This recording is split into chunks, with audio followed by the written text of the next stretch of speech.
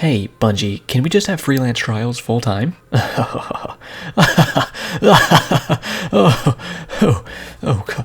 Oh, you're not kidding.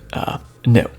What's up, guys? It's Roger, and welcome back to the channel. I've been playing Destiny for a few years now, and I'd like to think I've gotten pretty good, but no matter how good you get at trials, it can still be a challenge, especially as a solo player like myself. And I'm assuming you're a solo player as well if you're here. Today, I want to share my best tips for improving yourself as a solo trials player, and give you the best shot possible at getting that flawless run, even without the extra help. Let's hop into our first segment, which is all about as soon as you get in game, your first goal should be setting the pace to your liking. If you're a long-range player, as in somebody who likes to use snipers or pulse rifles, or anything of that sort, then you will most likely want to set a slower pace. So your attention will be on taking the best angles possible for you and getting a quick pick. Once you have that pick, you can hold it for as long as you want. At that point, the enemy has two choices.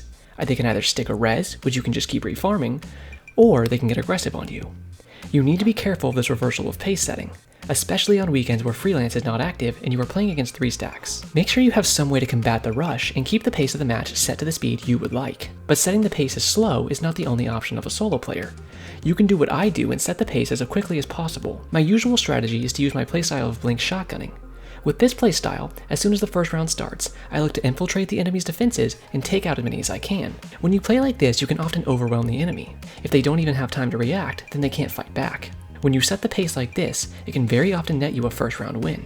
And that momentum is a big thing to look for as a solo player. The mental game is as big a part as the physical is. If you show your skill right off the bat and that you are in control, then the enemy will be taken aback and have to find a way to adjust. But you need to be ready for when they do that. Any decent player is going to do their best to counter you once they see your hand. So for instance, if they start grouping up and playing range in open areas, then that shuts down your aggressive shotgun playstyle. But the hallmark of a good player is to be able to adjust to their counter. We are going to get more in depth later on so many aspects of how to adjust to the enemy. So for now, let's keep it brief and simple. You have to be able to rely on more than just your special weapons. Any good player has to have a good primary shot, have your confidence with a hand cannon or whatever primary weapon you choose, and do your best to get a 1v1.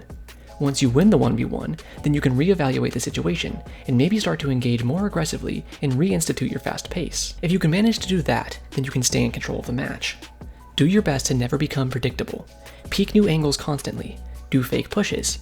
Flush them out with grenades, and then use your primary as they scatter. Whatever you have to do to stay an enigma and keep the pace of the match exactly where you want it. Now that we have all that covered, there is something else I have to ask Bungie. Okay, so you won't give us full-time freelance, but can you at least stop giving us capture point trials? Does it make you hate your existence and constantly lose rounds because a bubble titan pressed one button? Exactly. Then no. Now get back to the video. Well,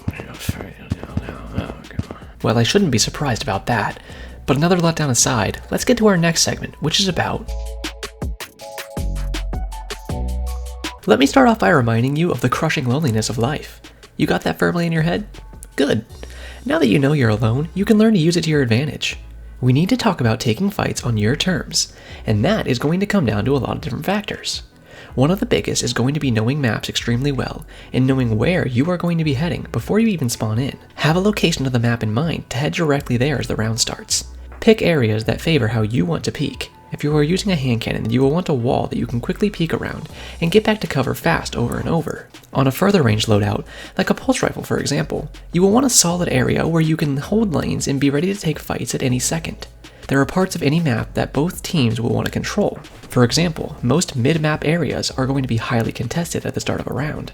Your job is to find a way to take control of that area, because once you have it, it then becomes your enemy's job to push you. That is setting you up to have the most advantageous areas to take fights on your terms. I tried to get Bungie to take out cap point trials as you saw, but looks like we are stuck with them for now. Since that's the case, we should probably talk about them. Personally, I don't like to lean on cap points. I think they are the lowest skill way to win a round, and would 100% of the time rather fight a round to the death than cap a zone. However, we are solo players, so we have to do what we can to win rounds. Even if you don't like to cap zones, your enemy most likely loves to. So another huge part of taking fights on your terms is staying near the cap point. You don't have to be right on top of it, but try to keep some sort of line of sight on it to ward off enemies if they start a cap. Essentially, taking fights on your terms comes down to holding and taking control of the most advantageous parts of the map, until any fight you take will automatically be in your favor. Alright, at some point Bungie has to cut me a little slack on something I ask for, right? Well, back again, are we? Alright, listen, I get you don't want to change game modes that much, but at the very least, can we get some kind of better matchmaking? Better matchmaking. You know what? I think we can definitely do that. Really? Oh, that's great. Thank you. Not! Oh man, you should have seen the look on your astro sight. Ooh, that is some funny stuff. I gotta... okay, man, screw this. I gotta write that one down. That is just... Well, if we can't get better teammates, then we have to learn to work with what we have. Which is why we need to talk about... Having two random teammates can be a huge disadvantage, but there are ways to turn it into less of one, or even an advantage. You need to pay attention to the way that your team is playing. If they are holding back with snipers, then you need to decide the best way to support them. You can either post up from a range as well and hope that one of you gets a pick, or alternatively, you can take the aggressive approach and hope they give you good backup from a distance. Now, we will be saying the word hope a lot when it comes to this section because at the end of the day, you are going to get some, well, let's just call them interesting teammates. Even if they have the perfect loadout to assist you, from a range they might just not be at the skill level you'd assume and let you down quite often. But either way, you should still do your best to play around them. A strategy I often like is to use a slower paced team I may have been matched with and let them hold their range as I go for a flank. Usually, once I get a pick, my team will snap into aggression mode and pinch the rest of the team with me. Being a playmaker is a huge part of being a solo player. You need to be able to make those successful flanks and get those picks to enable the round wins. I would like to take a second to talk about what to do if you happen to have a very skilled player matched on your team. If you notice after the first couple rounds that your ally or allies are performing exceptionally well, then that's great, but you need to make sure not to let your guard down and put all of your eggs in their basket. Never stop playing as if your team are basically living training dummies.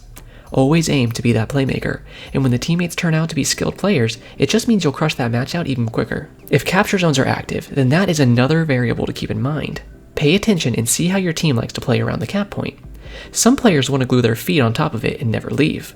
If that is the case, then again, you need to be the one to be aggressive and make the flanks. Give them the ability to capture that zone if they want it so bad. If they very much want the zone and are sniping, then consider staying close to them and holding their flanks in case an enemy aggresses upon you. Some players will get tunnel visioned and ignore their flanks, so watching out for them can be of great value. Lastly, I want to talk about if your team is highly aggressive.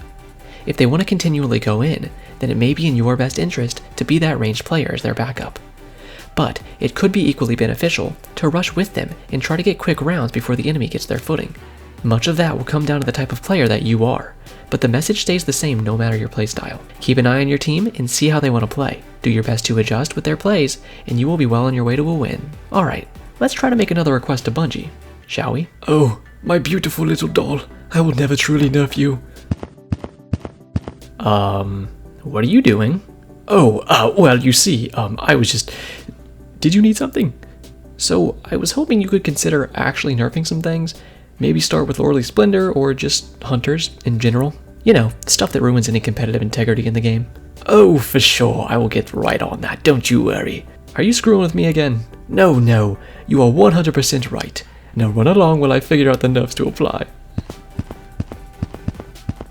That moron thinks I would ever meaningfully nerf you? No, I think not. Now, let us get back to our date. That went surprisingly well. And that gives us a good segue into our next topic, which is... When it comes to the loadouts you want to run as a solo player, there are certain things you're looking for. I'm going to cover how I play to give you examples of each. Something we have talked about quite a bit is flanking your enemies. This can be a huge part of solo play, and you need a way to do this quickly and effectively. I'm a Blink Warlock main.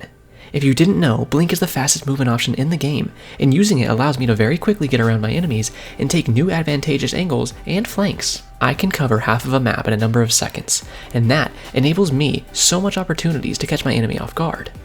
But on top of that, it allows me to get to areas of importance quickly. I am always the first to arrive at heavy ammo on rounds it spawns, and if there is a capture point or a tiebreaker point, I will always get there first.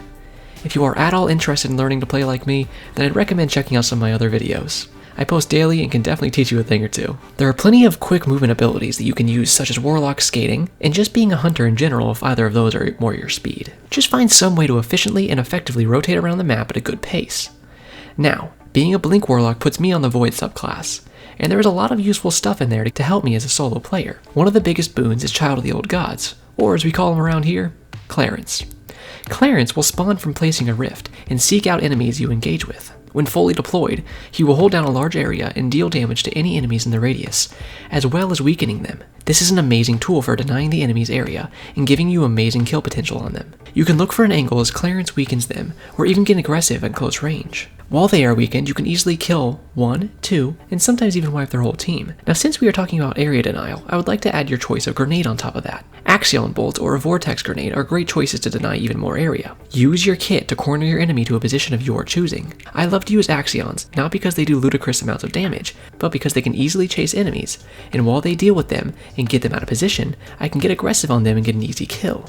Trip mines and spike grenades can excel at this as well. Place them on a wall with a perfect angle and you can do great damage and chase an enemy out of the area they're holding. The action you take after that is up to you. So to recap, you're looking for kits that allow you to have great mobility for flanking and rotating, area denial to keep your enemies where you want, and anything that can force the enemy to reposition so you can push or take better angles. But how you do a push will come down to your weapon of choice. The old faithful loadout of a hand cannon and shotgun can never do too bad for you. This will give you great mid-range and close-range viability, and if you use a 120 hand cannon, then you cover long range as well. Being able to cover as many ranges as possible is very important, seeing as how we are relying on ourselves so much. I often opt for pulse rifles mixed with shotguns. This allows me to start around with some long-range engagements, and then use the rest of my kit, such as my Clarence and Axions, to knock my enemies out of position, or even get a pick. Once I see the opportunity for a push, I weigh whether it is worth the risk, or if I should just hold back at a range. One of the last things I want to touch on is your super. If it's a capture point weekend, then there are some obvious choices. For Solar Warlocks and Void Titans, you want Well of Radiance and Bubble respectively. And for anyone else, you want to pick your best shutdown super. For me, that's a Nova Bomb to destroy said wells and bubbles, but on non-cap point weekends, I often use Nova Warp. A roaming super will allow for much easier multi-kills, and if you can get your super first, it might make for an easy last round win to finish off a game. Now that we have all that covered, I have the most important question of the day to ask Bungie. Oh, yes, dear. Oh, talk dirty to me. Oh, God. Hey, Bungie, I have one final request for you. I'm sorry, dear. I'll have to call you back. Yes, I love you too, Lolly Splendor. What is it this time? Okay, I think this is my most reasonable request yet. Can you please never make Exodus Blue the Trials map again? Well, I easily could, but then I wouldn't get to see you suffer. You know what? I'm just gonna finish the video. Thanks for nothing. Don't mention it. The pleasure was all mine. Well, if there's one thing you should take away from this video, it's that oftentimes no one cares about your existence and you gotta carry everything yourself. That came off darker than I intended. Well, I'll tell you what. I feel the plight of a solo player and I care about your existence. That's why I put so much time into helping you be the best solo player you can be. So, to complete your training, let's finish this last section off. This time we'll be talking about how to... We talked about how you have to pay attention to your random teammates and play around them the best you can, assisting their playstyles and using how they are playing to augment your own strategy. The same needs to be applied to your enemies. The first look into the strategy of your enemies will be blasted straight into your face as their loadouts are shown to you as you load in. Pay attention to what they have and get ready to play around it. The thing I look for most is snipers. I count how many snipers the enemy has to gauge the level of aggression I want to use right off the bat. If the enemy team has 0 or 1 snipers, then I often choose to sit back with my primary weapon first and take a ranged fight. When they lack snipers, they often make up for it with close range weapons. So, I want to take those primary battles first before going into close range, where things are decided much faster. And if you die while on top of an enemy from a shotgun battle, then your res might as well be at the bottom of the ocean. However, there is a strong chance you can get resed if you lose a ranged battle, such as a hand cannon face-off. If the enemy team has 2 or more snipers, then I am much more likely to immediately look for a way to get on top of them with my shotgun. When they lack that close range counter, I want to get on top of them and take them out as quickly as possible. If an enemy wins a round a certain way, then it's extremely likely that they'll choose to play around that area again the next round. After all, if it ain't broke, then don't fix it. But you can use this to your advantage. Clearly, whatever you did the round before was not the counter to their play. So, it's time to change it up. Attack from a new angle. If you went too hard and aggressive the round before and got instantly picked, then now is the time to calm down and try to win the primary battle. Oftentimes, players are lacking in one area of their play.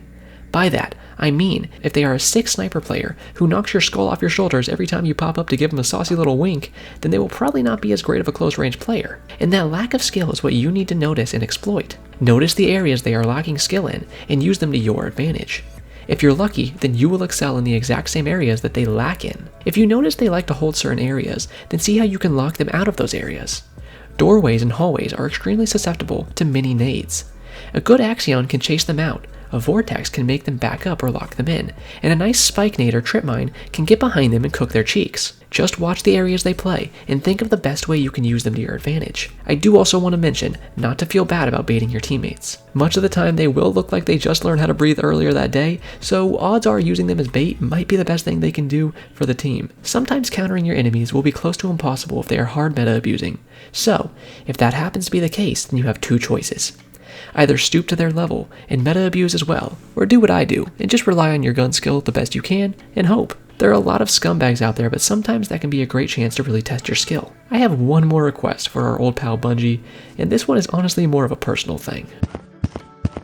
Hey, I know we've had our issues, but I just wanted to say I appreciate the work you do, and honestly, despite all the broken stuff, this is one of the best games out there. Okay, yeah, what do you want now? Please. Just acknowledge that Blink exists and give us something. Make it so Astrocyte isn't mandatory so I can use other exotics, and put Blink on other subclasses. Yeah, I'll get back to you on that in 2 to 3 business years. Sound good? Okay, yeah, I'm just gonna go jump in the Grand Canyon. Let me know when you balance your game. Whee! Hey guys, thank you so much for watching, and if you got this far, then thank you for wasting this much time on such a salty pufferfish like me. Honestly, I've been working on this video for a few months, mostly because about halfway through writing the script I stopped due to some unfortunate life things going on, but I came back recently with renewed energy and crushed it out, and here we are now. If you think I have earned a like, then I would really appreciate it, and consider subscribing. I make daily content, and we are currently on the road to 10k subs, and I'd absolutely love to have you. Leave a comment if you would like to ask me anything or just talk at all. I do my best to respond to each and every one, and if you want to talk to me in the Discord server, you can join that as well. It's called Blinkville, and I'll have that linked in the description. I think that's all I have to say for now. Again, thank you guys so much for watching, and I appreciate the heck out of you. So, as always, have a great day, Guardians.